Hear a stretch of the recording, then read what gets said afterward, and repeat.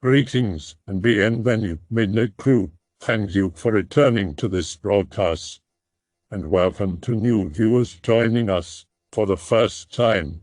If you like a video, then feel free to subscribe. Spooky story. Post spooks that have either happened to you IRL or to someone you know IRL.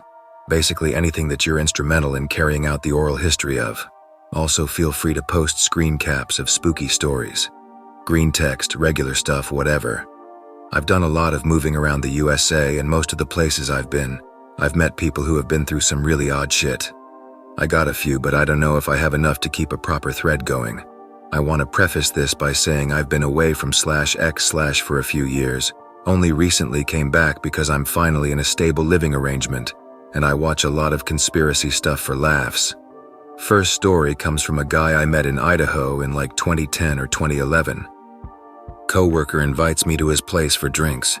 We'd been getting friendly because at the time I looked like a punk kid, and he associated that with the metal he listened to. I didn't have any friends, so I accepted. We made a quick stop on the way so he could pick something up from a guy. Follow him in cause he doesn't object. Coworker, James, walks right in, doesn't knock or anything. Homeowner is a weird dude named Simon. Absurdly well-dressed dude for someone that clearly doesn't leave the house except maybe to buy food and alcohol. We get to talking while James goes into some room for like 20 minutes. Simon works from home, apparently as a kind of secretary, like arranging his business meetings and such. Very rarely has to actually leave, and would rather not anyway. He's got a bunch of mannerisms that suggested he wasn't all there. Like he'd start talking, stop himself, tap his head with his fingers to some beat, then start talking about something different. James comes out of the room with a box and asks if I minded waiting there with Simon for a minute, while he runs down to the end of the street to do something. Yeah, sure, whatever dude, I don't have anything better to do anyway. Simon asks where I'm from, and that starts a long conversation about the differences between my hometown and his. Apparently, he's originally from the greater Detroit area but moved to Idaho with his folks like a decade back and hasn't left since. James gets back like 20 minutes later while me and Simon are having a good time. He asks Simon if he wants to tag along for drinks. Simon asks us if we just wanted to drink at his place cause he might have to do some work during the night. Apparently, he was just always on call. Later on, we're having a really good time. James turns out to be way smarter than me, and he and Simon had a bunch of, hey, remember that time stories. I mostly don't have to talk about myself, which is fine. Watching these two go on about old times was really fun. James starts asking me what I do to keep myself occupied since I moved out there. Tell him I mostly play video games. We get on the subject of vampire fiction, cause I'd just beaten Vampire, the Masquerade Bloodlines for the first time. I opened it. Simon's really quiet the whole time, but since we'd killed a case of beer and gone out to get another 12-pack, I thought he was just out of his element. Say something about how the setting freaked me out. Cause while I know none of it is real, it's totally plausible. Simon asks me how I know it's not real. Well, because that's dumb. I'm pretty sure we'd know if there were vampires and gargoyles and stuff. Simon starts telling me about this time he went urban exploring with some friends of his. I guess there wasn't much to do where he went to high school. There was like an old abandoned hospital or something, way smaller than you'd think by the words abandoned hospital, near his town that just wasn't torn down for some reason. It's all pretty cool to them. Lots of graffiti and stuff everywhere. No crazy homeless people. Lots of old paperwork and trash all over the place. Clearly used as a hangout spot some time ago. They get a lot of cool pictures, joke around a lot, have a good time. Start getting the itch to do some more exploring. One of Simon's friends had heard about an abandoned mattress factory in a nearby city. They decide to go there the next day. Simon and his friends drive an hour out to this factory. Most of it is boarded up on the first floor, so they have to break through a side entrance. Place stinks, but aside from a little bit of old graffiti, didn't seem like it had been touched in a decade or two. Odd cause the city it was in was kinda known as a shithole, and you'd expect at the very least to find a squatter or two. They make their way through the building, which is pretty big, but mostly there was only the ground floor with a couple of staircases that lead up to like what Simon called offices raised up. Simon's looking through an office while his buddies are screwing around elsewhere, smashing stuff and being dumbasses. Everything suddenly goes very dark and quiet. Simon freezes up. It's not like it gradually got darker or anything. And it's not his friends slowly stopped being dumbasses. It's more like a switch got flicked, and everything changed. He pulls out his phone and uses the backlight to walk down the stairs and tries to go over to where his friends were. No sign of anyone.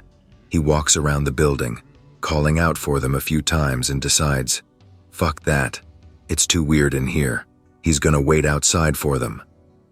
Goes to the side door they'd pried to get in. The plywood is back up, nailed in. He tries to keep a clear head, but he's really freaked out. Keeps hearing a metallic tapping above him. Starts looking for something to break the plywood with, since it wasn't that hard to do to get in, but they'd pried it off from the outside, and now he'd have to actually smash through it. Metallic tapping is sounding more like skittering and getting louder as he moves through the building. Simon shuts the backlight of his phone off and tries to see where the noise is coming from. His eyes adjust, but it's damn near pitch black in the building, and it's really hard to make out. But there's a spot that looks out of place in the corner above him. Looks like it's slowly moving, but Simon can't tell if it's just his eyes or the light conditions. Simon turns his phone's light back on and points it away from him, not looking away from the spot. The spot definitely moves. Simon said it looked like it was pretty big but not massive. He said every time he remembers it, he thinks of a couch-sized facehugger from Alien, but a lot slower. Simon eventually finds a really old fire axe next to a machine, walking slowly and trying to balance speed with the amount of noise he was making.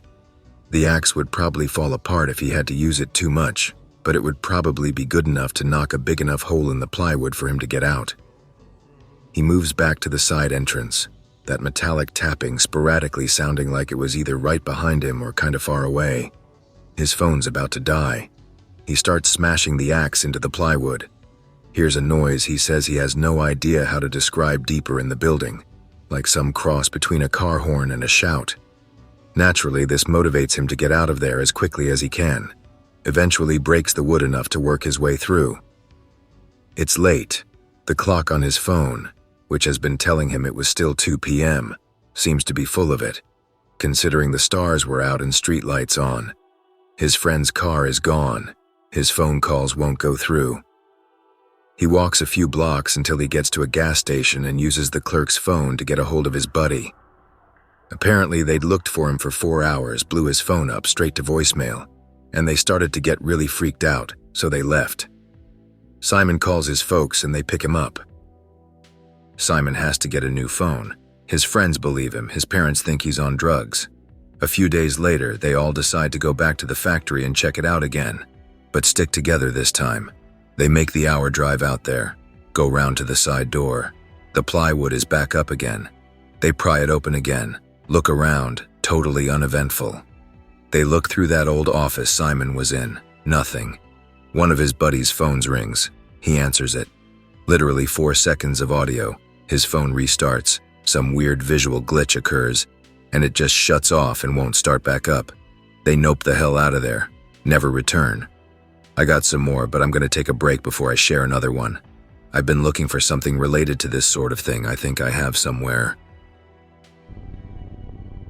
I posted this in another thread, but it was 4 a.m. and I was half asleep, so it was a shitty job of storytelling. Don't know if anybody will be interested, but it's all I have to contribute. I used to work at a world market store. If you don't know, they sell shitty, cheaply made cultural products for way more than they're worth. Also imported food and cheap IKEA-tier furniture. I started as a stock worker, but my schedule didn't work out, so I switched to day shifts. I also want to preface this story by saying that it's nothing that'll leave you scared. It's only scary if you're experiencing it. I just want to share because it's the main reason I still believe in ghosts and shit. Working one of my first day shifts, making conversation with one of the daywalkers. They're all normies, so they carry the conversation. Tell me the store is haunted. Oh yeah. Don't believe her because everybody thinks everything is haunted. Tells me generic ghost stuff. Write it off as nothing but humor her anyways, since I have to get along with these daywalkers now. At some point later, I'm doing a closing shift. Supervisor is telling me all kinds of weird stuff.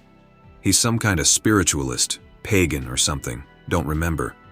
He's extremely friendly and talkative. We end up talking about paranormal stuff like movies and myths. He tells me about one time he was in the stockroom getting a piece of furniture or something. Gets really cold. Suddenly, the lights in the stockroom shut off. He's pretty ballsy, so instead of noping, he says, "If there's anybody here, make your presence known." The huge and heavy double doors to the stockroom burst open. Nobody there. That's enough for him. He nopes back to the office. Another shift during midday this time. Not even 5 minutes after I get there, one of the daywalkers asks if I heard what happened this morning. How the hell would I? I just got here. They say I should talk to Jacob. Jacob is also spiritual, extremely enthusiastic about it, but not to the point of annoyance. Already know to take everything he says with a grain of salt. He tells me he was cleaning the bathroom this morning before opening. Suddenly, a ton of maggots start crawling up from the drain on the floor. They go in different directions, trying to climb the walls. Don't believe any of it, he says to talk to the manager. May as well. She never lies about anything. Ask her about it. She says she doesn't know about them climbing the walls, but she confirms that maggots weren't there when she came in that morning, and were there when Jacob was cleaning. Kind of spooked now. Yet another shift, we're closing up. Store is already closed, just cleaning up. Co-worker Raquel is on break. Hear her scream from the break room. I run back to see if she's okay. She's outside the break room, visibly shaken up. Ask what happened. She was just sitting in the room, chilling, enjoying her break. Lights go off, door closes. The break room door never closes. You have to actually try real hard to close it. Normally it's just pulled to. She thinks it was me because I'm a douchebag and would totally do something like this. She's panicking the whole time, opens the door. I'm nowhere to be found. Supervisor is still in the back counting the money in the safe, which is practically soundproof. Actually believe the store is haunted now. Another shift, working with the spiritual supervisor again, excitedly asks me if anybody told me about what happened last night. Nope. Tells me that he closed the store last night. Everything was fine. The manager opened up this morning and found a broken bottle of beer just laying in the middle of the aisle. Beer everywhere. She's pissed that he didn't clean it up before he left. He comes in for a closing shift. She gets on him about it. He's completely lost, tells her it wasn't him. They check the cameras, see supervisor and crew leaving at around 10. Nothing. Fast forward. Around 1 a.m., one bottle just goes flying straight off the shelf. Recording is shit quality, but I notice that it looks like it's already in 2 pieces as it's falling. He didn't realize that before, even more freaked out now than he was before. Last story. Closing shift again, store's already closed, cleaning up. Supervisor gets a call from shopping center security. Say they saw someone enter the store from the back door a few minutes ago. Hell no, this is my store. She and I walk over to the stockroom at the back of the store and look through the entire thing. Nobody there. Nowhere they could be hiding. The back door's alarm is still active. Never went off. It's also locked with a heavy-duty lock. Realize there's no way they could open the door even if it wasn't. There's no handle on the outside. Security comes by to check up, make sure everything is okay. Insist they saw somebody come in through the back. They were wearing red, so the security guy just assumed it was an employee. None of us have been outside. Only the supervisor has the key to the back door, and I was with her. We're pretty shook up and leave immediately. That's it. Pretty soon after the store closed because the lease was up and the corporate decided we weren't profitable enough to keep going. After they told us that, there were no more incidents. Now there's some shoe store there. I can't find it, but there's this weird wood carving I got from a girl I met at a festival in southern Ohio. Her name was Molly or Mary or something like that. Be Molly. Be having a sleepover when she's like 8. Some boy who's over is watching cartoons while she plays with her dolls. Her older brother wants to use the TV or something, so he dares the boy to go into the woods behind their house. She goes with him because she doesn't want him to be scared. They run into the woods for a while. They've got flashlights and stuff and they're talking, so they're not really spooked. Here's someone behind them. Molly has the boy turn his flashlight off and they hide. Being kids, they're spooked, but they're not really afraid of dying or anything. They hear footsteps move directly in front of them, but they don't see anything. The boy turns his flashlight on. There's nothing there. The footsteps are clear as day. The grass even appears to move, but they don't see anyone. They decide to go back. It's been a minute anyway.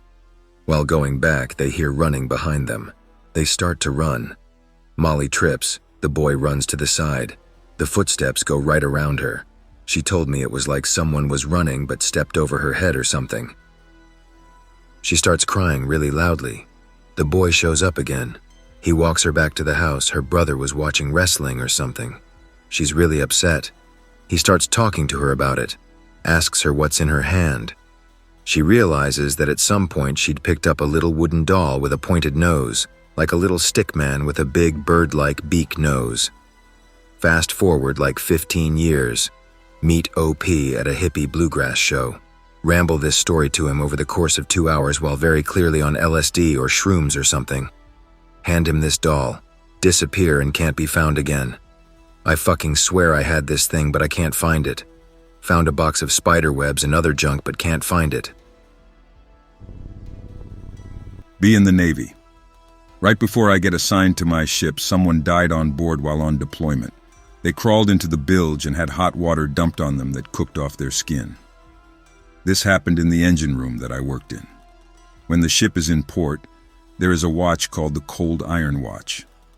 Basically, you're alone in a shutdown plant, walking around and making sure there isn't a fire and taking readings on stuff like shore water, water pumped from the shore for the ship to use instead of making it ourselves. On your duty day, you usually stand a 6 and 6. 6 hours on watch, 6 off.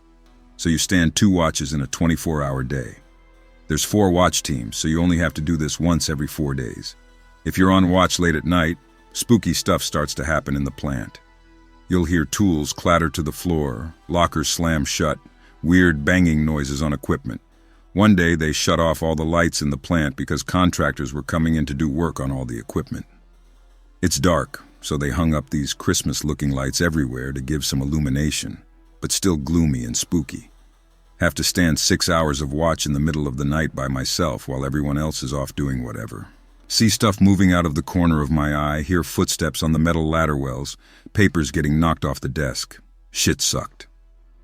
Christmas lights. Oh yeah, that will make it not spooky, LMAO.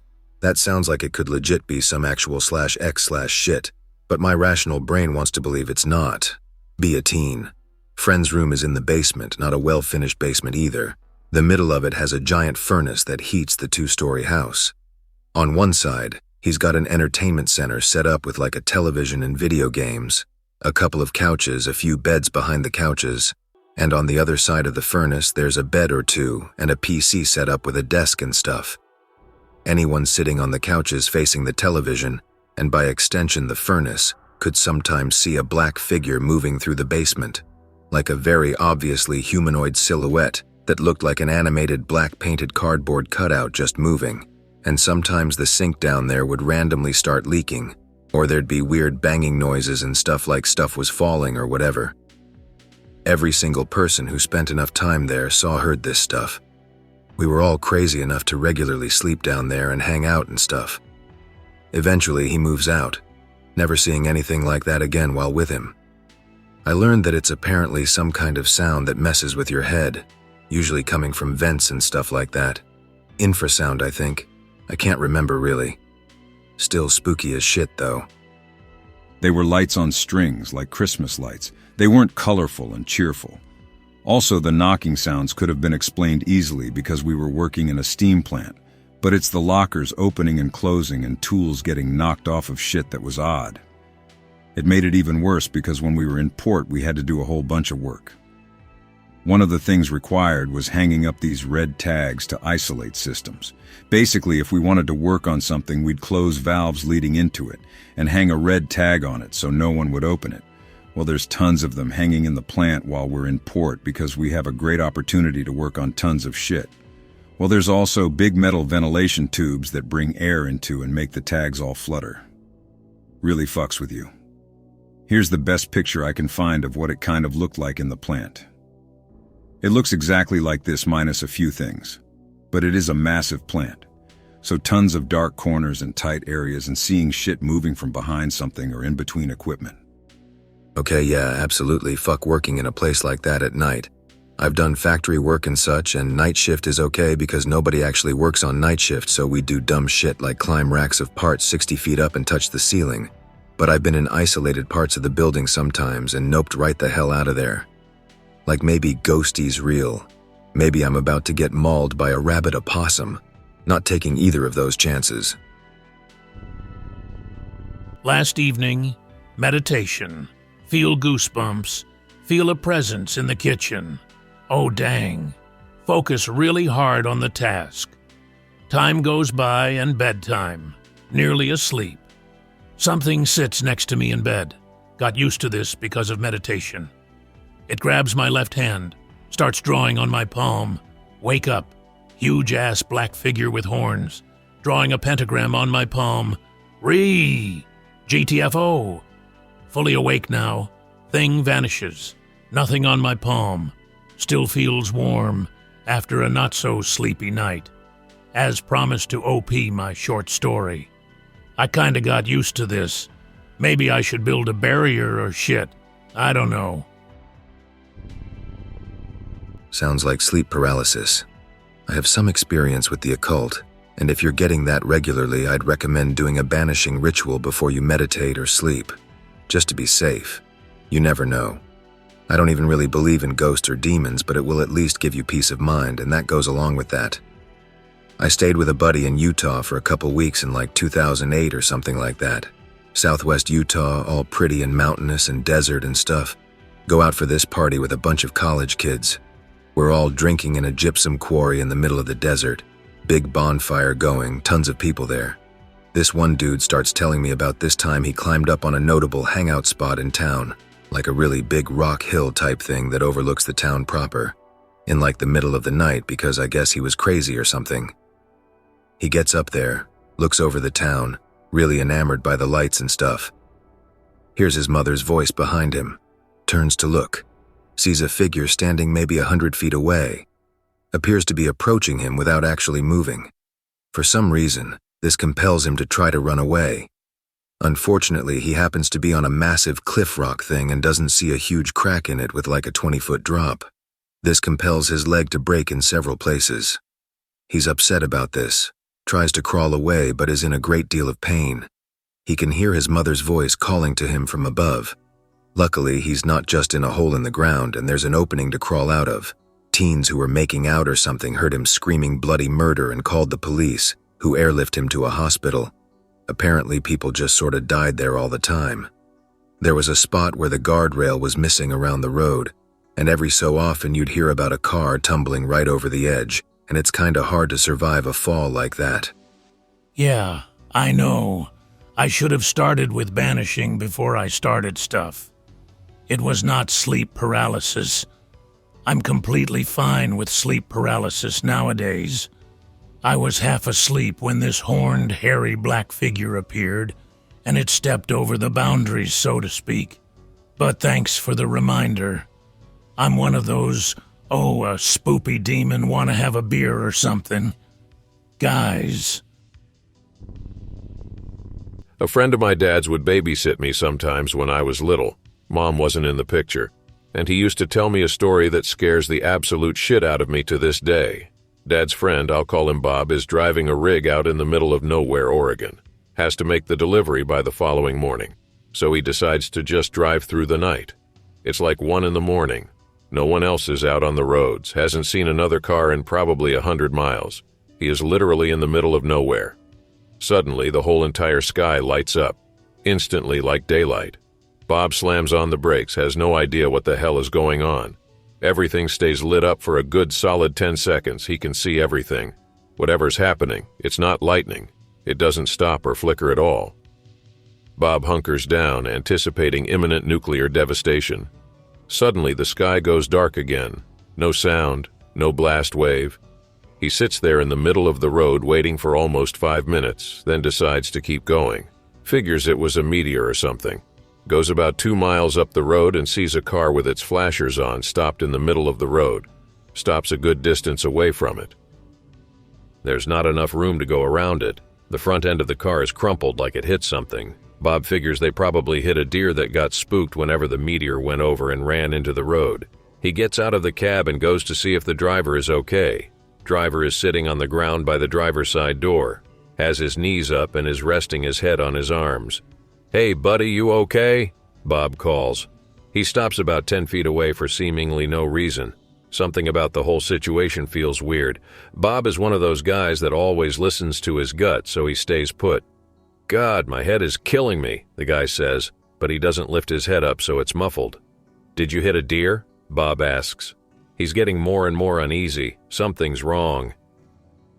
But he still can't figure out what exactly it is. The guy says he thinks he might have hurt his head. Asks Bob to please help him. Bob takes a step forward, but his instincts are going apeshit. He looks at everything again. That's when he notices it. The car is all wrong. It looks like what someone thinks a car looks like. It has all the right pieces, but there's nothing extra, if that makes sense. Bob says it looked like a cheap Hot Wheels knockoff. It just looked wonky and wrong. He looks around at the back of the car and realizes that not only is there no license plate, there's not even a trunk. It's just one solid piece of material with taillights put in it. There's no manufacturer or model names. Bob knows cars, and this thing is nothing he's ever seen before. From where he's standing, he can see there's no tailpipe or even hubcaps. It's just the shape of a car. He starts to back up, and the guy asks him for help again. Bob tells him he can't help him and that he'll call a tow truck when he gets to the next town. The guy lifts his head and looks at Bob, tells him he thinks he might have a concussion. Something is really, really wrong with the guy's face, but again, it takes a second for Bob to figure it out. The next part is exactly how Bob described it. Everything on the man's face was where it should have been in their normal positions. He looked totally normal, except for the fact that his eyes and mouth were upside down. Bob goes apeshit and sprints back to his rig, climbs in, locks the door just in time for the man to slam into the door behind him. How the hell did he get there so fast? He knocks on the glass and smiles at Bob, but because his mouth is upside down, it looks like he's screaming. Tells Bob to open the door so he can come in. Bob fucking floors it, doesn't care if he hits the guy or not. His truck easily pushes the car out of the way. Whatever it is, it's light and it makes no sound when he hits it. Unfortunately, it's an anticlimactic ending. Bob got where he was going fine with no other problems. My dad knows the story, but I don't think he believes it. But Bob tells it to everyone he meets, so he obviously does. He's absolutely adamant about the guy being an alien. Years later, I heard about the Thatcher effect and nearly had a fucking heart attack when I saw it. I showed one of the pictures to Bob and he wouldn't even look at it. He says it's exactly what the guy looked like. Pick very much related. I have a story that is near similar. Be me, be on my first solo trip on a motorcycle, decide to leave the city and travel north, specifically upstate New York. I was doing a lot of riding during the winter to avoid traffic and whatnot, as I was a fairly new rider. So there I was, riding the endlessly maze of curves that they call roads up there to the next place I wanted to stop, when I heard a series of loud bangs. Sounded like someone smashing a metal garbage can with a metal bat. I think it's the bike, but it's running like a champ. Further up the road, I spot some dude sitting on the hood of his truck. He's just staring at the floor. Being stupid, I assume he's having an issue, and I decide to help. It's dark out, but it's not late, around 6 p.m. So I stop and dismount my bike. Take off my helmet and walk up to him. "What's wrong, man?" It replies, "My wife is gonna kill me. My wife is totally gonna kill me." Think it's some crazy backwoods regional dialect and don't pay much thought to it until later. "Well," I say, "what's the issue?" It responds, "My truck. It's my truck." Specifically, I ask, "What's the issue?" I get no response, so I ask to take a look. He throws his head to gesture yes. I take a walk around this truck. Not a model I've seen before. I'm fairly good with cars and bikes, and it looks like nothing I've seen before. It looks like something someone who never saw a car or truck would have made if you said, "Build me a truck." The bed was just a solid piece. No, it wasn't a cover. The cabin was just a bigger box with 2 windows cut out. The front part was another box. All the pieces seamlessly put together. The engine had a low hum, kind of like a distant diesel engine, but right there, just ever so faint. I say to the guy, looks sound to me, and proceeds to light a cigarette. Thing asks me for one, and I oblige. I hand him my lighter, and that's when I notice this thing wasn't like a normal person. Imagine a NPC in like PS1. He looks almost thought up, similar to the car. Draw me a human male. Don't worry about never having seen one. But it's dark, and I just assume maybe it's just not the best-looking fella around. As it lights the cigarette, it frantically clicks at the light, hand shaking, but still steadily and rapidly fiddling with the lighter. Finally, he gets it lit and passes back the lighter in quite the peculiar manner. This is when it starts to get weird. He takes this cigarette and smokes it to his lips in 3 fucking drags, all in mere seconds. I start to feel uneasy as I'm still fairly young and figure, well, I did my part-time to GTFO of here. I ask to call 911 for him. Declines. I say, all right, man, good luck. I get on my bike, throw on my helmet, and start the process that is the kickstart. I ride off down the road. I'm looking at my rear view when I see this asshole do something remarkable. This thing walks to the middle of the road, mounts an invisible who the fuck knows what, proceeds to throw on imaginary who knows what and kick away at some imaginary bike. I figure he's just fucking around. This thing then puts hands up around its midsection, like riding a bike, and starts to fucking move in my direction. I kick it into oh shit mode and pull off. I'm going around those curves at some definitely unsafe speed. Finally, I think I lost him further up the road and slow down to catch my breath. I hear a low rev. It's getting closer, closer. Finally, I see a light. I think to myself, thank God, maybe someone can help me. Nope. This fucker is running, faster than I've seen some cars move. The light is coming from his mouth, which is ever so terrifyingly open. I jump on my bike and gun it. Now I'm going even faster. Mind you, I'm still a relative beginner, so every turn is this daunting lean. Finally, my skill level catches up to me and I'm in the process of a high-side wreck. Luckily, whatever forces that be plant my ass back in the saddle and I'm fucking out of there. I give one last glance to the rear view. Our friend is flailing around and eventually trips upwards and crashes to the ground, sliding a bit. I stop. From what I could see from the distance, he just continues to flail on the ground in this mannequin-like contorted manner. I don't even bother and I continue on my way. Anyways, I eventually made it to my hotel. My heart didn't stop racing for at least 5 hours after that. Before I went to sleep, I realized this couldn't be just some shit prank. This fucking thing was mimicking me, like it was trying to learn every single second from when I stopped. Of course, maybe I'm just reaching.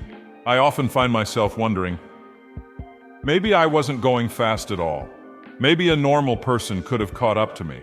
The light, maybe it was his friends behind him laughing and filming the whole thing. The trip, maybe that was normal as well. That contortioned wiggle, maybe it was the light behind it fucking with my view. What do you guys think? I hope that you enjoyed tonight's broadcast. If you enjoyed tonight's story, then please subscribe to the channel as more Greentext will appear daily. A new broadcast will appear when the clock strikes midnight Central Time.